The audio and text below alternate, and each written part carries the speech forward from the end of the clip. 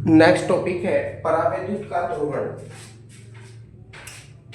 देखिए, कोई भी पदार्थ कणों से मिलकर बना होता है, छोटे छोटे कणों से मिलकर बना होता है, जिसे परमाणु कहते हैं। इन परमाणुओं में अणु पाए जाते हैं। सॉरी। कोई भी माध्यम अणुओं अथवा परमाणुओं से बना होता है। परमाणु में धनावेश उसके नाभिक पर केंद्रित होता है तथा ऋण आवेशित इलेक्ट्रॉन उसके चारों ओर चक्कर लगाते हैं।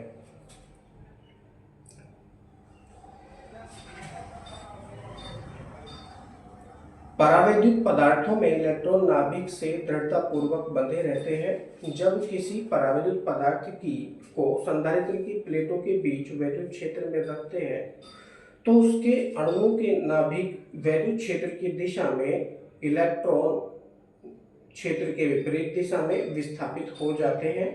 इस प्रकार परावैद्युत के प्रत्येक अणु का एक सिरा धनावेशित तथा दूसरा सिरा ऋणावेशित हो जाता है।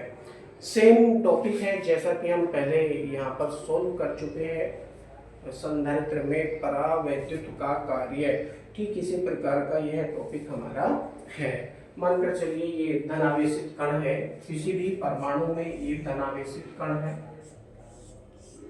जो कि एक ही स्थान पर केंद्रित होता है। इस नाभिक के चारों तरफ वृत्ताकार कक्षाएं होती है जिसमें कि इलेक्ट्रॉन परिक्रमा करते रहते हैं। पहली कक्षा, ये दूसरी कक्षा हो सकती है, कुछ इस तरह से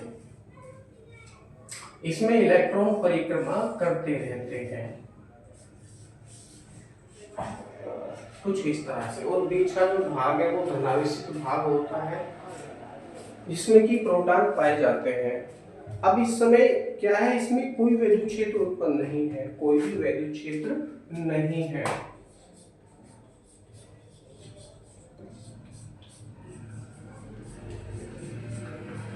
वैद्युत क्षेत्र नहीं है।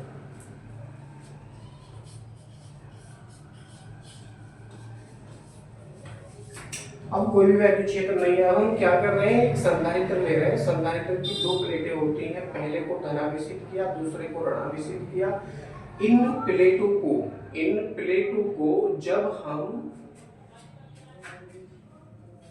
इस नाभिक परमाणु के बाहर लगाते हैं तो इसमें एक प्रकार का वैद्युत क्षेत्र उत्पन्न हो जाता है, एक प्रकार का वैद्युत क्षेत्र उत्पन्न हो जाता है। यानी ये प्लेट धनावेशित है और यह प्लेट ऋणावेशित है। आकर्षण और प्रतिकर्षण बल के नियम के अनुसार जो यहाँ पर धनावेशित कण है वो ऋण प्लेट की तरफ तो चले जाएंगे। यानी यह जो नाभिक था यहाँ ना रह करके कुछ इस तरह से ऋणावेशित वाली प्लेट की तरफ को आ जाते हैं और इन वृत्ताकार कक्षाओं में जो इलेक्ट्रॉन परिक्रमा कर रहे हैं यह इलेक्ट्रॉन भी धनावेशित प्लेट की ओर को आकर्षित हो जाते हैं, कुछ इस तरह से। अब इस अभिक्रिया में क्या बात निकलकर सामने आती है, इस प्रकार परावैद्युत के प्रत्येक अणु का एक सिरा धनावेशित तथा दूसरा सिरा उतना ही ऋणावेशित हो जाता है तथा परावैद्युत को ध्रुवित कहा जाता है। यह आवेश संधारित्र की प्लेटों के आवेशों से विपरीत चिन्ह के होते हैं। बाह्य वैद्युत क्षेत्र के प्रभाव से परावैद्युत पदार्थ में होने वाली यह क्रिया ही परावैद्युत पदार्थ का ध्रुवण कहलाती है। अब इस समय वैद्युत क्षेत्र है इसमें, तो नहीं का तो कोई मतलब ही नहीं रहता है। और उसकी दिशा क्या है, इस तरह से है, यानी धनावेशित वाली प्लेट से ऋणावेशित वाली प्लेट की तरफ इसकी दिशा हो जाती है, इस तरह से। नेक्स्ट टॉपिक आता है आपका परावैद्युत सामर्थ्य तथा भंजक विभवांतर। इसको हम अगले वीडियो में समझने का प्रयास करते हैं।